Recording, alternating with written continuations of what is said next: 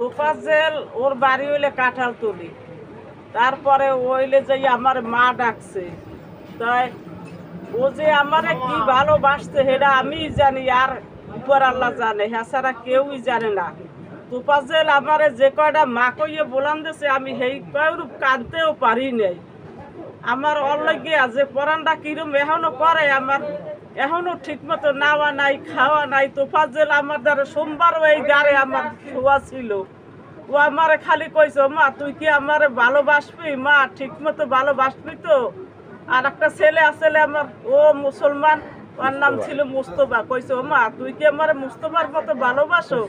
আমি কি তোরে তার চাইতেও আমি ভালোবাসি? তুই এরমের করবি বা এরমের যাবি, তুই আমার দ্বারা বলো নাই কোনো সময় যে আমি তোর এই মৃত্যুর ঘটনা শুনে আমি সাথে সাথে অস্থির হয়ে পড়ছি যে এটা আয়া হইতে পারে না।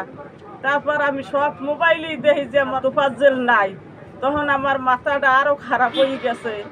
আমি শুধু ওর লগে কাঁদছি যে ওর মা নাই, বাপ নাই, ভাই নেই, বোন নাই। আমি সেই জন্যই ওর লগে কাঁদছি যে ওর যদি মা থাকতো, বাপ থাকতো, ভাই থাকতো, তাহলে আমি এতটা ওর লগে কষ্ট করতাম না বা এতটুকু আমি কষ্ট পাইতাম না। কিন্তু আর পৃথিবীতে কেউ নাই, এই জন্য আমি যে এতটা কষ্ট পাইছি তা বলার মতো না।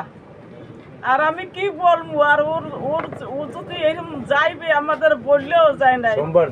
আমার দ্বারা খুবই ও ভালো ছিল, আমি খুব ওরে ভালো জানছি বা ভালো পাইছি। ওরে ঠিক আমার সন্তানের মতোই আমি ভালোবাসছি, কিন্তু সন্তানের লাগে যেটুকু আমার মায়া, লাগে ঠিকই সেই রকমের আমার মায়া। আমার সাথে সোমবার দুপুর 2টার সময় আমার সাথে কথা বলছে, কিন্তু ওই আমার সাথে কথা বললা কয়, মা আমি এই যাই, আমি কাল সকালে তোর দ্বারে আসবো মা, এই কই ও চলে গেছে। আমি বুঝতে পারি নাই যে ওই রকমের আমার সাইডে চলে যাইবে। আমি যদি বুঝতাম তাহলে আমি আর কটা ভাত খাওয়াইয়ে দিতাম। আমার মনে খালি এই ভাতের জন্যই তো সেই ভাতের জন্যই তো স্যামরা শেষ করে দিলে আজ।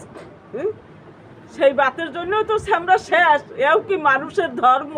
সুষ্ঠু বিচার আমি চাই। ওর যদি সুষ্ঠু বিচার হয়, আমি হেলে আমার মনে কোনো দুঃখ থাকবে না যে ওরে ভাত খাওয়াইতে পারলাম না বা ওরে আমি শান্তি দিতে পারলাম না। আর আমি সুষ্ঠু বিচারটা আমি চাই। আরে ছেলের মতনই, তোফাজ্জলের ছেলের মতনই ভালোবাসছি। এবং আরে আমি এইখান দিয়ে বাজার দিয়ে আসছি, বলছি যে মনু তুমি ওঠো, ওই চৌকিটা শোয়া ছিল।